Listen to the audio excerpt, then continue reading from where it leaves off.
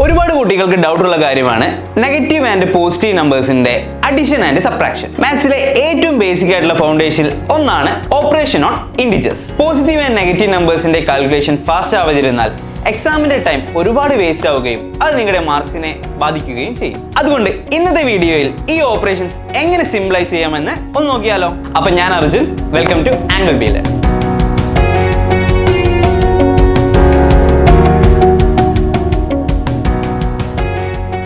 ഇന്നത്തെ വീഡിയോയിൽ addition and subtraction മാത്രം നമുക്ക് നോക്കാം.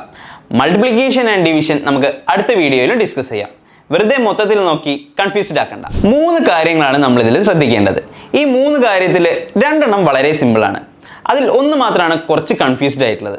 നമുക്ക് ഈ സിമ്പിൾ ആയിട്ടുള്ള 2 എണ്ണം ആദ്യം നോക്കാം. ആദ്യത്തേത് രണ്ടാളും പോസിറ്റീവ് ഡിജിറ്റ് വരുന്നത്. ഇനി രണ്ടാമത്തേത് രണ്ടാളും നെഗറ്റീവ് ഡിജിറ്റ് വരുന്നത്. ഈ രണ്ടാളും പോസിറ്റീവ് ഡിജിറ്റ് വരുന്നത് നമുക്ക് സ്ഥിരമായിട്ട് അറിയുന്ന കാര്യമാണ്.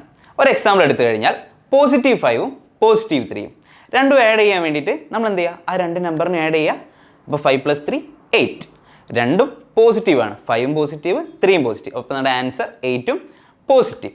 ഓക്കെ, ഇതേപോലെ നമ്മൾ രണ്ടും നെഗറ്റീവ് ആണെന്ന് വിചാരിക്കുക. അതായത് -5 -3 ഇത് രണ്ടും ആഡ് ചെയ്യുന്ന സമയത്ത് നമ്മൾ എന്ത് ചെയ്യുക, ആ നമ്പേഴ്സിനെ ആഡ് ചെയ്യുക. 5 + 3 ആഡ് ചെയ്താൽ നമുക്ക് 8 കിട്ടും. പക്ഷേ രണ്ടാളും എന്താണ്, നെഗറ്റീവാണ്. അതുകൊണ്ട് ആ 8നും നമ്മൾ ആ നെഗറ്റീവ് സൈൻ അങ്ങ് ഇട്ട് കൊടുത്താൽ മാത്രം മതി. അപ്പോൾ അങ്ങനെ സിമ്പിൾ അല്ലേ?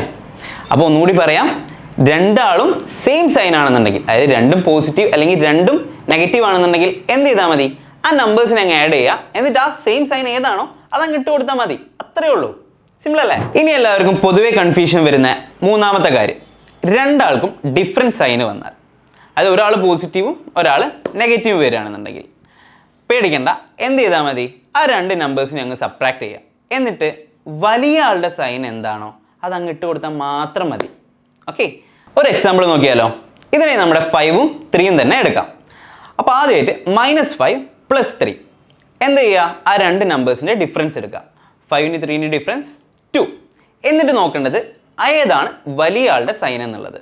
വലിയ ആളുടെ 5 അല്ലേ, അതിൻ്റെ സൈൻ നെഗറ്റീവ്. ആ നെഗറ്റീവ് സൈനോട് ആൻസർ ഇട്ട് കൊടുത്താൽ മതി. അപ്പം -2.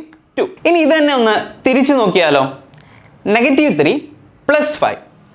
ഇവിടെ നമ്മൾ 2 നമ്പേഴ്സിൻ്റെയും ഡിഫറൻസ് എടുക്കുക. 5ന് 3ന് ഡിഫറൻസ് 2 തന്നെ. പക്ഷെ സൈൻ ഇടുന്ന സമയത്ത് ഇവിടെ വലിയ ആളുടെ സൈൻ എന്താണ്, പോസിറ്റീവ് അല്ലേ. ആ പോസിറ്റീവ് സൈൻ എടുത്തിട്ട് ഇട്ട് കൊടുക്കുക. അപ്പോൾ ആൻസർ +2. ഇത്രയേ ഉള്ളൂ കാര്യം.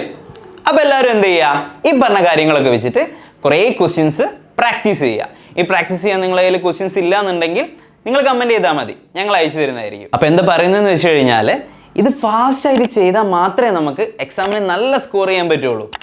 അപ്പോൾ നിങ്ങൾ കഴിയുന്നത്ര ക്വസ്റ്റ്യൻസ് ഇതിൻ്റെ ചെയ്ത് പഠിക്കുക. അപ്പോൾ ഇതുപോലെ നിങ്ങൾക്ക് ഡൗട്ടുള്ള എന്ത് കാര്യം ഉണ്ടെങ്കിലും അതൊന്ന് കമൻറ്റ് ചെയ്താൽ മതി. ഞങ്ങളത് വീഡിയോ ആയിട്ടോ വെബിനാറായിട്ടോ എങ്ങനെയെങ്കിലും നിങ്ങളിൽ എത്തിക്കുന്നതാണ്. അപ്പോൾ നന്നായിട്ട് പഠിക്കുക, നമുക്ക് ഒരുമിച്ച് പഠിക്കാം, മുന്നേറാം. ബൈ.